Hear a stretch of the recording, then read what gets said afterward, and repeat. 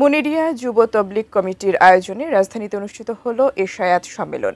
বিকেলে জাতীয় মসজিদ বায়তুল মোকাররমের পূর্ব গেটে এ সম্মেলন অনুষ্ঠিত হয়। সংগঠনের মহাসচিব, চট্টগ্রাম বিশ্ববিদ্যালয়ের সিনেট সদস্য প্রফেসর ডক্টর মোহাম্মদ আবুল মনসুরের সভাপতিত্বে এতে প্রধান অতিথি ছিলেন কাকতিয়া আলিয়া গাউসুল আজম দরবার শরীফের মুর্শিদ আওলাদে রাসুল, আল্লামা অধ্যক্ষ শায়খ সৈয়দ মোর্শেদে আজম মাদ্দাজিলুহুল আলী।